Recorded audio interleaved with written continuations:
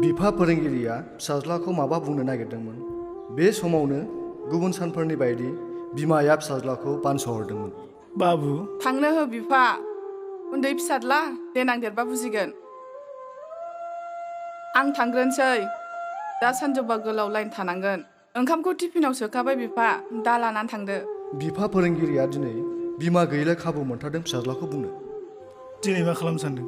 लोगोनि birthday party दं, बेनिनो पार्टि सार्टि खालामगोन आरो बेलासियाव लोगोफोरजों लं ड्राइभआव थांगोन। नै बथराय फैबाय नोंना। एसे साननायखौबो बेयावबो होदो। 18 बोसोर जाबाय, समाज हारि हादरनि बिबानखौबो रुजुनदो। बेवहायलाय मा साननांगौ दं? बेथ' गोरलै खामानि। अपसन मोनगोन बर्डआव सासे बिजाथिनि मुं सायख'नांगौ।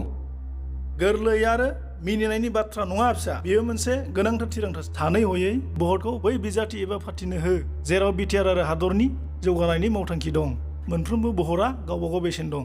बहरनि ओंथिया सोरखौबा देरहाहोनाय एबा फेजेनहोनायल' नङा, बहरा नोंनि स्ल'गानसो। आफा, आंनि बर्डनि बेसेनखौ आंबो बुजिगौ। नोंहा आंनि सायाव फोथायनाय दंना गैया आं मिथिया, नाथाय गोदान बिटिआर आरो हादोरनि सायाव आंहा फोथायनाय दं।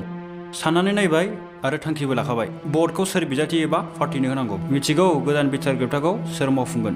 आं बर्ड होगोन सासे सैथो बिजाथि एबा दैदेनगिरिनिसो, जाय बिजाथिया थगायनाय, जाख्ल'नाय आरो सुसिनायखौ फोजोबस्रांगोन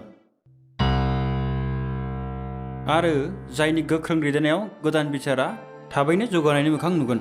बर्डआ गोजोन खौसेथि, समान जौगाथाय आरो गोग्गो खुंथाय दानायनि। बर्डआ गोरिब नोगोरारिनि जेंना सुस्रांनायनि। बेनिखायनो आं बर्ड होगोन गाबोननि मोजांनि थाखाय।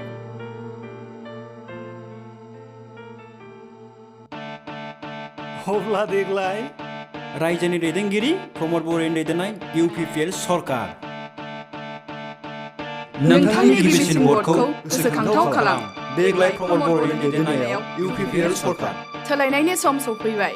Vote for change, vote for UPPL। थौ सोलायदिनि टाइम फर चेन्ज सल' फाल्थाय।